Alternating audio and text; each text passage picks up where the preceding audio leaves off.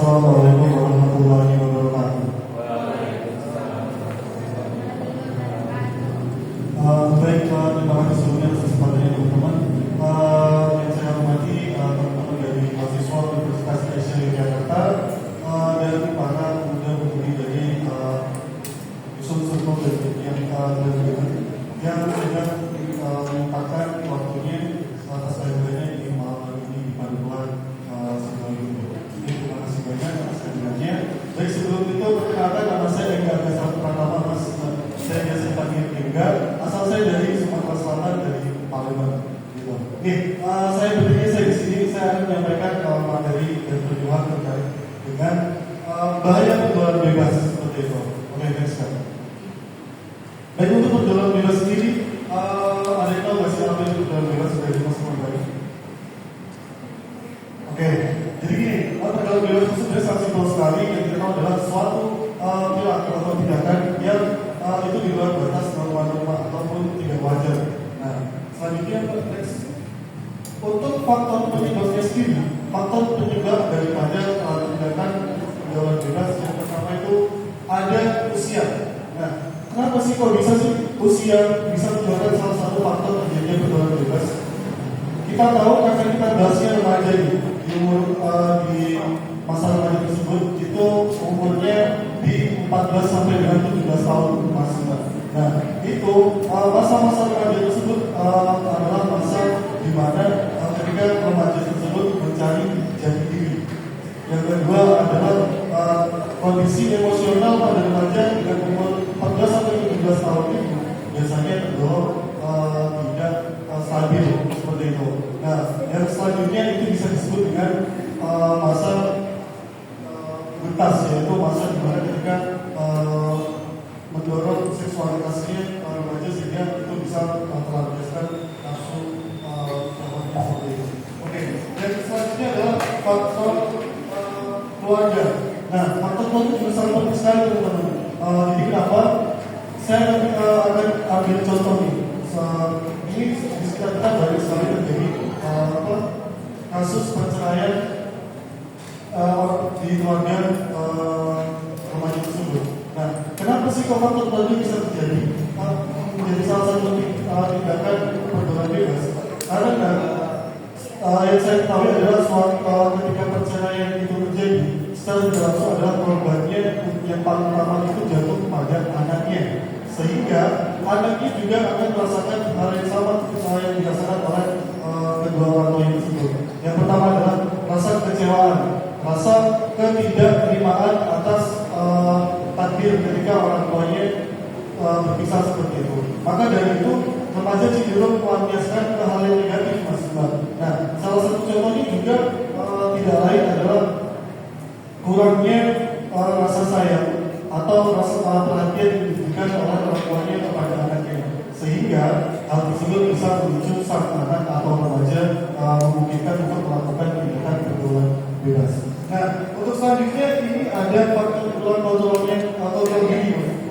Nah, faktor kebetulan diri juga sangat berpengaruh teman-teman. Karena dapat kita bahas tadi di faktor umur remaja yang 14 sampai 17 tahun tadi, di mana ketika kondisi itu adalah bertemu dengan statusnya adalah kondisi emosionalnya yang tidak stabil. Maka dari itu kurangnya faktor diri juga sangat berpengaruh untuk memicu terjadinya tindakan pergaulan bebas. Nah, selanjutnya adalah faktor agama. Faktor agama juga sangat penting teman-teman. Dikarenakan kenapa? Seorang anak atau remaja yang tidak ataupun kurangnya pendidikan soal agama di lingkungannya, di pendidikannya, serta di lingkungannya itu juga sangat berpengaruh. Karena kenapa teman-teman? Di faktor agama itu ketika sang anak cukup dengan pendidikan agamanya itu juga bisa menjadi fondasi yang kuat untuk anak atau remaja tersebut bisa menghindari tindakan pergaulan bebas. Nah, yang sekarang adalah faktor eksternal, jadi faktor dari luar teman-teman. Nah, di faktor eksternal ini yang pertama itu ada lingkungan. Kok lingkungan bisa sih gitu? Karena lingkungan itu juga sangat berpengaruh ketika pergaulan bebas. Salah satu contohnya itu adalah kita bisa lihat, kita bisa observasi bagaimana sih lingkungan di sekitar kita bagaimana sih budaya-budaya yang dilakukan oleh orang-orang di lingkungan tersebut, apakah cenderung melakukan hal yang buruk ataukah cenderung melakukan hal yang baik pula. Nah, itu juga sangat penting teman-teman. Selanjutnya ada faktor ekonomi. Nah, faktor ekonomi kok bisa sih juga menyebabkan kita juga bisa terjadi? Oh, bisa seperti teman-teman. Untuk faktor ekonomi tersebut saya akan gambarkan contohnya. Yang pertama adalah ketika saya berteman dengan si A. Nah, si A ini mempunyai barang, saya misalkan seperti handphone misalnya. Nah, yang saya tahu bahwa handphone ini saya tidak tahu untuk memiliki. Tetapi karena saya memaksakan dan harusnya saya tidak mampu, saya akan mengharapkan semua cara agar saya bisa mendapatkan handphone tersebut. Nah, dengan demikian, yang biasa dilakukan oleh remaja tersebut adalah mengharapkan semua cara dengan tindakan pencurian seperti itu. Oke, yang selanjutnya adalah faktor penyebab yang terakhir itu ada di faktor teknologi. Nah, perlu diketahui juga teman-teman, faktor teknologi juga sangat penting. Karena kenapa? Kita juga tahu teknologi sekarang semakin pesat, semakin maju. Apapun kita bisa akses dari teknologi, termasuk yang paling besar yaitu media sosial. Nah, kenapa di media sosial? Karena media sosial ini banyak sekali kita jumpai atau hal apapun bisa kita jumpai semua ada di media sosial. Salah satu contohnya adalah seperti berita informasi yang baik dan buruk itu bisa menyebabkan kita bebas ketika kita juga bisa memfilterisasi informasi di media sosial tersebut. Oke, dampak pergaulan bebas. Dampak pergaulan bebas juga banyak sih teman-teman. Yang pertama adalah narkoba. Saya mau tanya dulu di sini para kelas tahu nggak? Ada yang tahu nggak sih pil sabu? Ada ya? Tahu nggak mas? Apa itu pil sabu mas? Oke, nanti akan saya bahas ya mas ya. Pil sabu itu apa? Oke, selanjutnya ada minuman keras. Nah, di minuman keras juga kita bisa banyak jumpai. Misal yang paling sering itu ketika ada acara besar atau acara tertentu, dan itu biasanya dikonsumsi secara banyak atau berkelompok, dan itu juga bisa dikonsumsi secara pribadi. Sehingga remaja itu juga sangat banyak yang mengonsumsi minuman keras tersebut mas. Nah, untuk penjualan juga sedikit sekarang banyak yang menjual dan itu bisa dikonsumsi oleh usia remaja. Nah, selanjutnya ada kriminalitas mas. Nah, kok bisa kriminalitas juga? Nah, contoh jangan jauh-jauh deh di Jogja. Kebetulan sama saya bukan asli Jogja, tapi karena kebetulan saya sudah lama sempat di Jogja, seperti yang asli lagi ya, yang namanya Didi. Nah, Didi itu juga kan salah satu pelaku utamanya banyak dari usia remaja 14 atau 17 tahun, atau SMP sampai SMA. Selanjutnya adalah seks bebas. Seks bebas juga itu banyak pelaku utamanya adalah usia remaja atau usia SMP sampai dengan SMA. Oke, selanjutnya dampaknya sendiri tadi. Nah, saya akan membahas filosofi. Apa sih itu filosofi? Filosofi itu sebenarnya yang di situ bisa disebut dengan reaksi PDB. Reaksi PDB itu biasanya kalau di dunia kesehatan atau dunia medis itu biasanya dikonsumsi oleh pasien dengan gangguan kejiwaan. Nah, tapi kok bisa sih itu bisa dijual bebas? Kok bisa sih kita atau mungkin rekan-rekan kita dan kita melihat itu bisa dijual bebaskan? Karena sejatinya pil sabu ini itu sudah dicampur di kandungannya, dosisnya ditambah sesuai dengan anjuran, dan itu pun kita bisa akses atau kita bisa mendapat di pil sabu itu juga sebetulnya dan itu efeknya di kesehatan juga sangat baik. Yang pertama adalah bagi pengguna yang tersebut akan mengalami gangguan atau halusinasi. Yang kedua adalah kecemasan atau kegelisahan. Selanjutnya adalah penurunan kesadaran atau kesadaran daripada remaja yang mengkonsumsi pil sabu tersebut. Itu juga sangat beruntung teman-teman jangka panjang. Nah, ini salah satu gambaran yang sudah saya tadi. Ada narkoba, ada minuman keras. Nah, perjudian juga sekarang banyak jadi teman-teman. Mungkin tidak orang lagi yang namanya jenis online. Nah, itu juga banyak terjadi. Kalau seks bebas, ada tindakan Mas Andi, mungkin next lagi. Oke, ini untuk ciri-ciri pergaulan bebas yang terjadi. Yang pertama, ketika remaja itu mengalami ciri-ciri pergaulan bebas, yang pertama itu adalah ketika si remaja itu munculnya rasa penasaran. Seperti apa sih minoritas itu, apa sih misalnya itu dari remaja itu maksudnya ketika nanti kita melakukan perbuatan besar seperti apa yang terjadi. Namun remaja itu biasanya cenderung tidak menjadi bahwa dirinya akan melakukan tindakan yang salah seperti itu. Nah, yang kedua adalah ketika sudah merasa bahwa dirinya penasaran dengan suatu tindakan atau pergaulan bebas, akan timbulnya rasa penasaran mencoba. Nah, lalu si remaja akan mencoba hal-hal yang awal-awal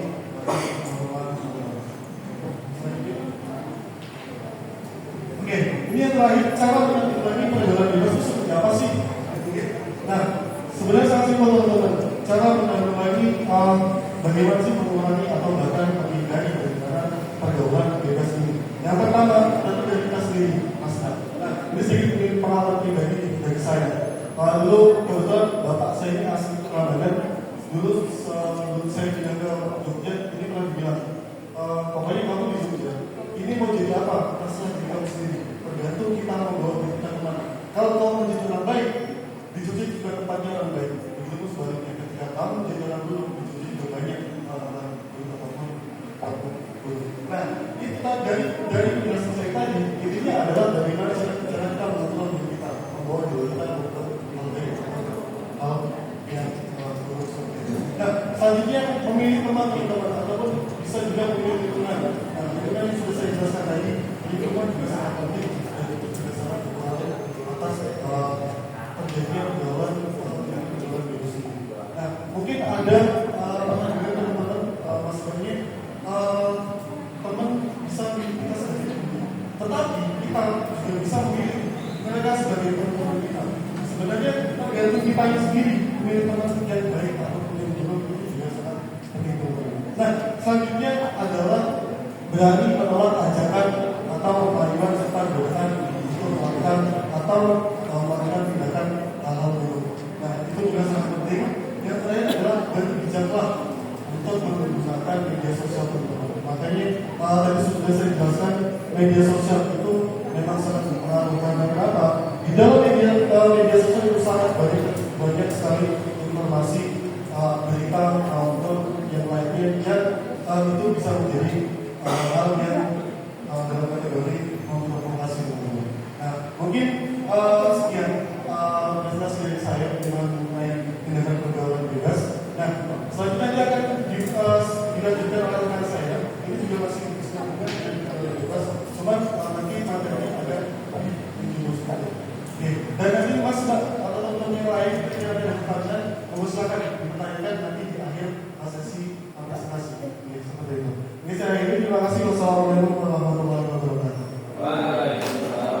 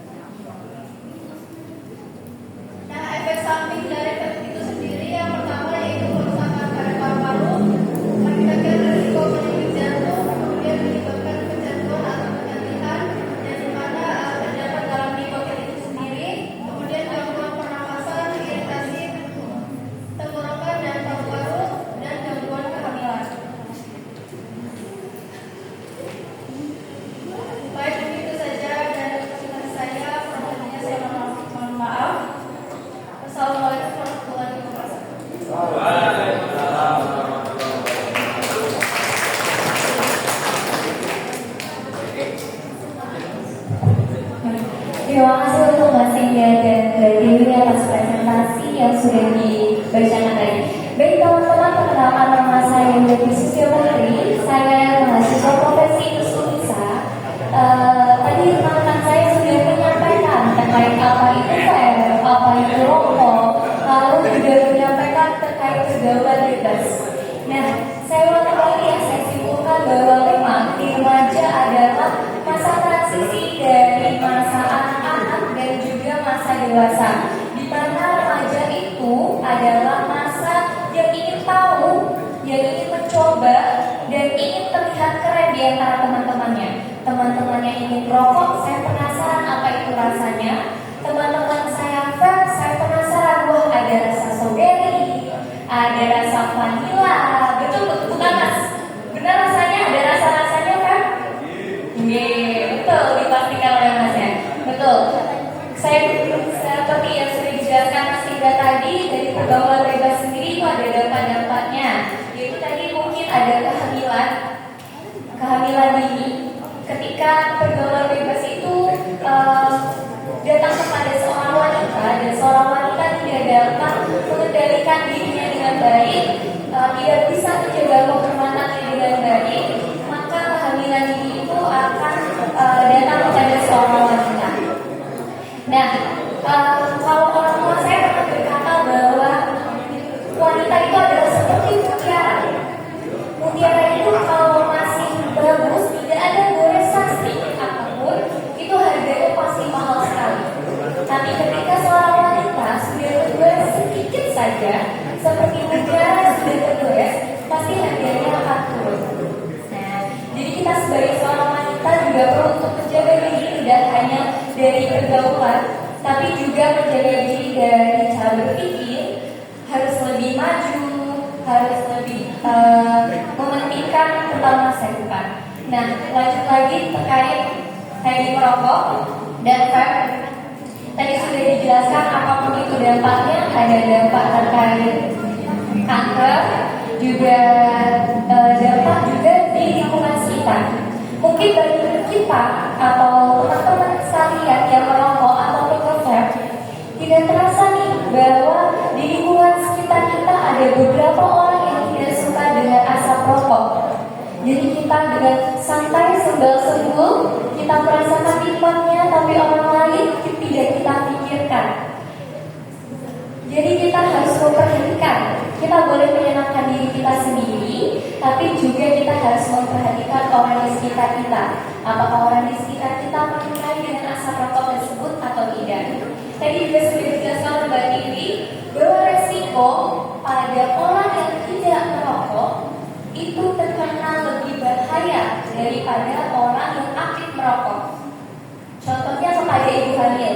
Misal kita sudah menikah, seorang laki-laki sudah menikah dan istrinya sedang hamil, mereka merokok dengan aktif tanpa memikirkan istrinya di sampingnya, itu akan menimbulkan gangguan pada kehamilan. Kemungkinan terburuk yang akan terjadi pada kehamilan istrinya adalah keguguran. Betul benar begitu Mbak Dewi, Mas Engga? Betul. Jadi begitu kesimpulan yang dapat saya sampaikan, teman-teman. Monggo bisa dinikmati makanannya yang sudah disediakan. Ya, monggo dinikmati, bisa diminum, bisa dimakan, dinikmati.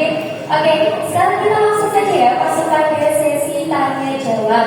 Bisa mungkin Mbak atau Masnya, misal penasaran terkait rokok, vape, atau terkait tentang pergaulan bebas, gimana sih cara memunculkan tekad yang bulat? Bagaimana sih caranya kita menjauhkan diri dari pergaulan bebas? Mungkin ada yang bertanya, monggo dari Mbak dan Masnya. Oh ya.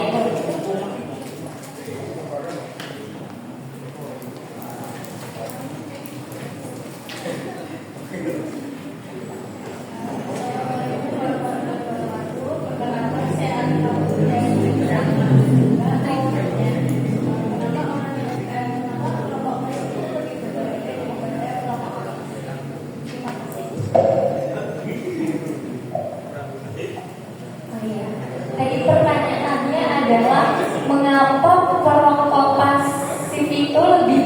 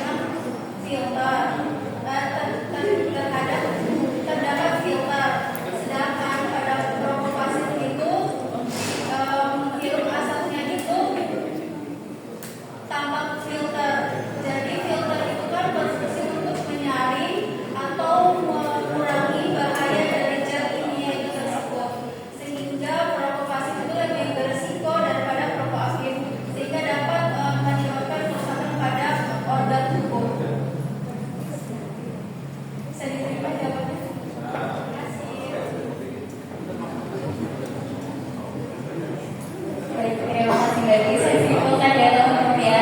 Berarti tadi maksudnya Mbak Tiwi adalah perokok pasif itu lebih terkena asapnya ya daripada perokok aktif. Benar sih, emang perokok pasif itu memang lebih menghirup asapnya lebih banyak daripada perokok aktif. Jadi mereka lebih berisiko untuk mendapatkan dampak terbesar dari akibat dari rokok tersebut. Yang seperti saya contohkan tadi kepada ibu hamil, kemungkinan terburuknya adalah ibu hamil akan mengalami keguguran. Dan untuk teman-teman yang lain mungkin kalau lagi naik motor sambil ngerokok tidak sengaja apa yang Mas Ega namanya? Mengetek. Ya biasanya mengetek kata Mas Ega. Mengetek itu nanti bakal kena sama pengendara motor lain dan itu mengakibatkan iritasi pada mata atau luka bakar pada pengguna motor lain. Nah, teman-teman ada pertanyaan lain boleh? Mungkin terkait pergaulan bebas. Boleh Mas?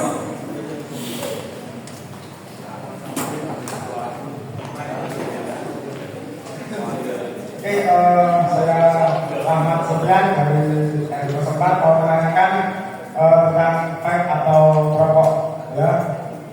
Terkait vape sama rokok itu kan sama-sama berbahaya. Jadi yang saya tanyakan lebih berbahaya mana rokok yang dibakar sama vape? Ya itu lebih berbahaya mana? Mana dulu? Bakar Mas. Baik, saya bisa menjawab ya Mas ya. Baik, rokok atau vape itu sama-sama berbahaya Mas. Nah, kalau ditanya mana yang lebih bahaya antara vape dan rokok, mungkin banyak orang berkata bahwa kok itu lebih bahaya daripada vape. Pasti ada yang pernah dengar? Nah, sebenarnya mereka berdua, rokok atau vape ini sama-sama berbahaya Mas. Tidak ada yang tidak berbahaya karena dua-duanya itu berbahaya. Mengapa demikian saya katakan itu sama-sama berbahaya? Bedanya adalah di rokok tersebut ada tembakau ya maksudnya ya. Kalau di vape itu ada nikotin. Nah, kenapa dua-duanya itu sama-sama membuat kita tenang, membuat kita fly, membuat kita merasa nyaman ketika stres? Biasanya kalau kita berarti rokok apa bermakan itu kurang rasanya nek rokok lah apa nak ngobrol kocok-kocok udah kocok-kocok rokok tapi kok kurang rokok ya piye iki aku milih rokok itu adalah dari kandungan tembakau atau dari kandungan nikotin tersebut. Nah di vape itu kenapa orang-orang mengatakan bahwa vape itu tidak berbahaya padahal sebenarnya vape itu berbahaya. Dari kandungan nikotin vape itu adalah lebih ditinggikan, makanya vape itu dikatakan lebih tidak bahaya. Tapi sebenarnya kandungan nikotin yang ditinggikan itu lebih bahaya daripada rokok. Tapi sebenarnya dua-duanya itu sama-sama berbahaya. Bedanya yang satu menggunakan nikotin. Oke, ada tambahan? Oh iya, ada lawan. Yang satu liquid, yang satu tembakau. Nah, liquidnya itu ditinggikan ya Mas Ega ya. Liquidnya itu ditinggikan dan tembakaunya itu sama ya Mas ya. Cuma bedanya yang liquid itu cair ya. Yang liquid itu cair. Makanya dua-duanya itu membuat kita merasa tenang, merasa nyaman, dan merasa lebih baik gitu ya keadaannya Mas Ega ya. Dan kalau rokok itu kan dia disebul ya Mas Ega ya. Kalau vape itu kan lebih kayak diisep gitu. Cuman perbedaannya di cara pemakaiannya. Tapi untuk kandungannya itu sama-sama berbahaya dan lebih baik tidak dikonsumsi atau dikurangi jika sudah terlanjur. Begitu Mas Rahman. Untuk teman-teman yang lain ada yang ingin bertanya mungkin terkait pergaulan bebas? Boleh.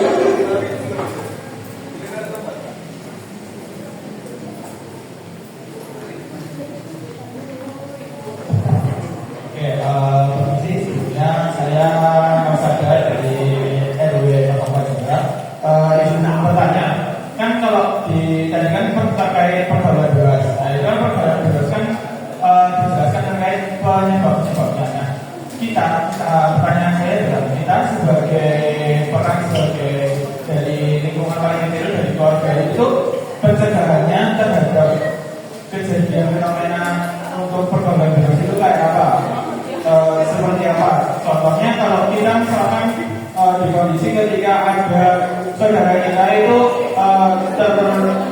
menerima atau ikut dalam perkembangan bebas itu peran kita sebagai lingkungan paling kecil di keluarga itu harusnya seperti apa? Mungkin itu sih Pak.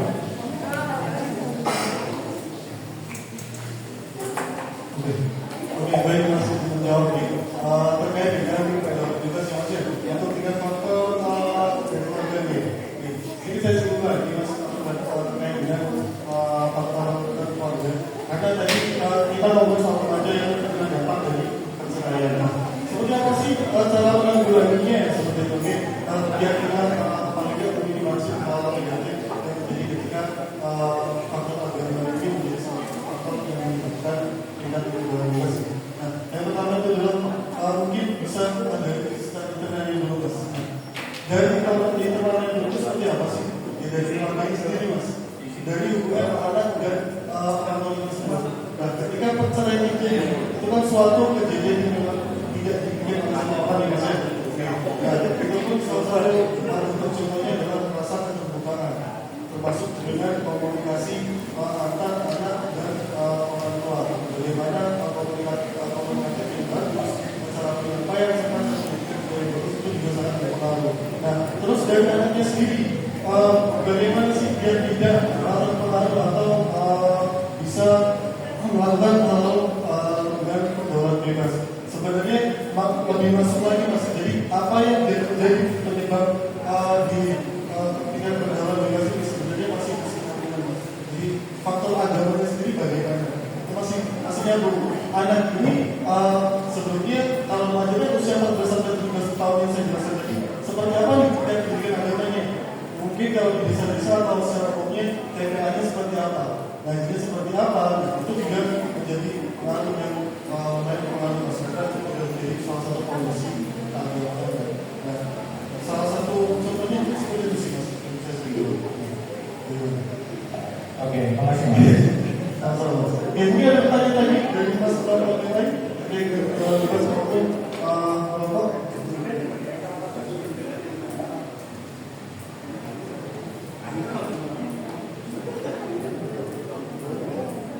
Oke, kalau mau bertanya lagi apa Mas? Terkait atau mau menyimpang deh dari tema yang antara pergaulan bebas maupun bisa mungkin apa namanya revolusi ataupun yang lain apa itu bisa.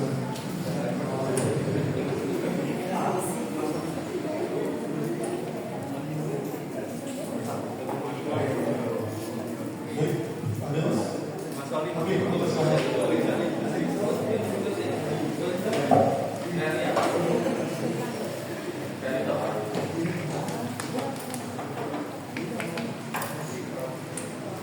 Baik, di kesempatan ini saya Mas Reza dari FPK Sumbar. Di sini untuk bertanya terkait dengan tadi dijelaskan terkait dengan rokok. Tadi disebutkan bahwa rokok itu bersifat adik atau karena ada berbagai jenis. Tapi tadi juga disinggung terkait dengan kebiasaan. Kalau misalnya tadi ditentukan terkait dengan ini. Misalnya kita harus makan atau minumnya merokok. Jadi saya akan bertanya terkait dengan rokok ini atau orang menjadi suka merokok itu dikarenakan adik atau dikarenakan habit seperti itu. Terima kasih.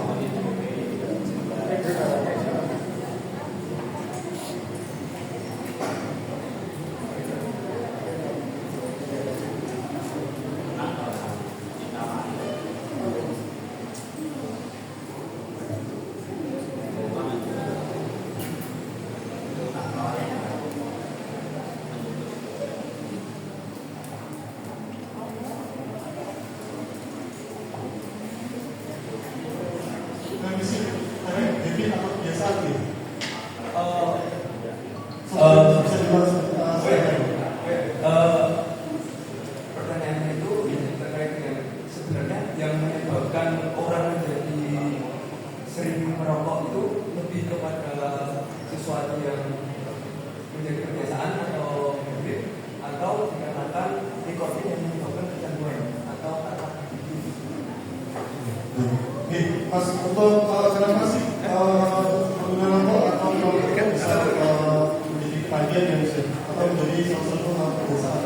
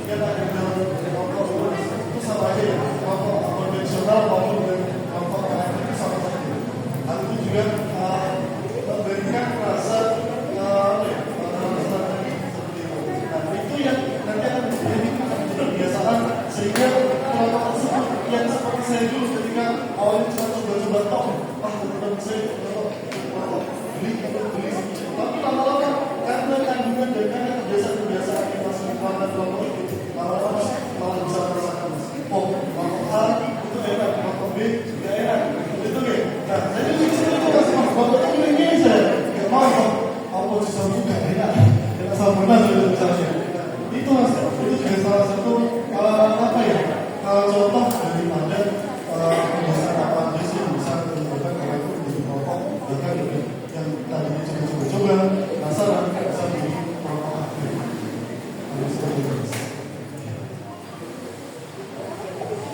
Izin menambahkan ya mas ya.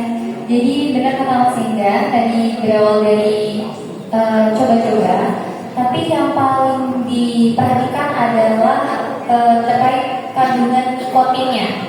Ya. Kandungan nikotin tersebut membuat seseorang merasa nyaman tadi yang sudah saya sebutkan, merasa nyaman, dan hal tersebut akan membuat seseorang menjadi kecanduan. Dari kecanduan itulah mengapa hal yang pertama kali dicoba, jadi merasa candu, merasa ada efek tenang, merasa ada efek tenang dan nyaman, itu akan menjadikan sebuah habit atau kebiasaan seseorang untuk terus menerus akan merokok gitu. Jadi mungkin dari kesimpulan Mas Enda tadi berawal dari coba-coba, dari keinginan seseorang yang penasaran akan rasanya. Ketika dia sudah merasakan dari rasa enaknya merokok, yaitu dengan kandungan nikotinnya itu tadi, yang dari kandungan tersebut menjadi kecanduan. Nah, dari rasa kecanduan tersebutlah membuat seseorang akhirnya menjadikan rokok itu adalah sebuah kebiasaan atau kebiasaan rutin yang harus dilakukan di setiap harinya. Mungkin dari tadi setelah makan dia harus merokok, atau saat nongkrong bersama teman-teman dia harus merokok, atau mungkin di saat pusing atau stres dia juga harus merokok gitu mas. Baik, teman-teman yang lain mungkin yang perempuan ada yang ditanyakan terkait mungkin pergaulan bebas atau terkait reproduksi?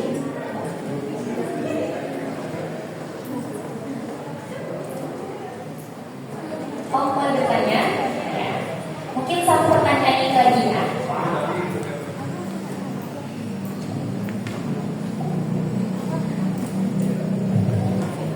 Baik, sebelumnya perkenalkan saya Alis dari RW 04. Di sini saya ingin bertanya bagaimana sih cara menolak ajakan perbuatan buruk dari teman tanpa merusak pertemanan.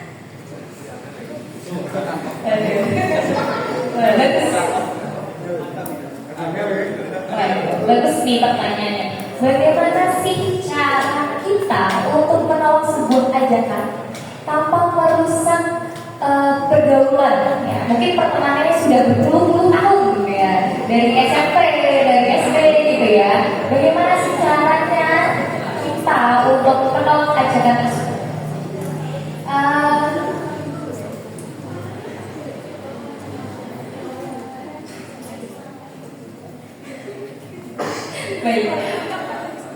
Baik, itu adalah asertif.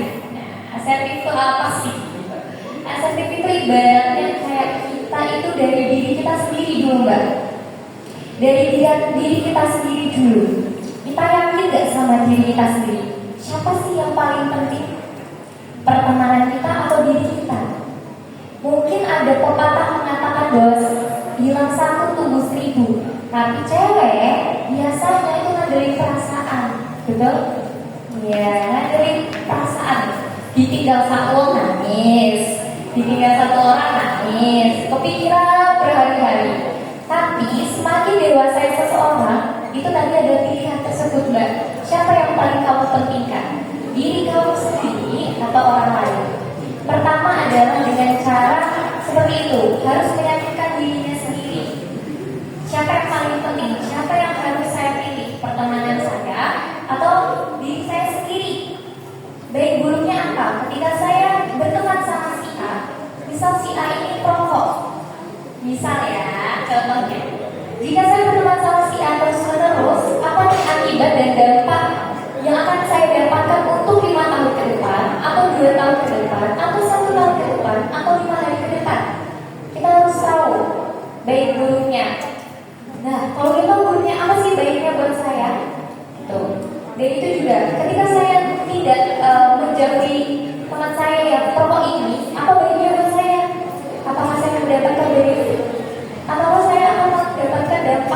yang lebih banyak dari benefit yang akan saya dapatkan. Itu yang pertama. Pertama itu adalah dari diri sendiri. Kedua adalah berkomunikasi dengan teman kita. Oke, mungkin kalau ditanya temannya sensitif Mbak, temannya susah diajak komunikasi, temannya aduh susah banget pokoknya. Itu caranya adalah dengan nyerempet dikit, misal lagi gosip, itu bisa diajak. Mbak, maaf ya, saya bukan ingin menyakiti hati jenengan, tapi saya boleh jujur nggak? Kalau jenengan tidak bersedia, oke, saya tidak akan mengatakan. Tapi jika jenengan sedia, saya bisa berjujur. Gitu. Jadi komunikasi penting. Yang pertama tadi adalah dari diri sendiri, baik buruknya harus tahu. Yang kedua adalah berkomunikasi. Tuh. Ada yang berat? Sudah cukup? Nah, itu tadi ada berapa pertanyaan ya Mas ya? Banyak ya. Baik, karena pukul sudah menunjukkan.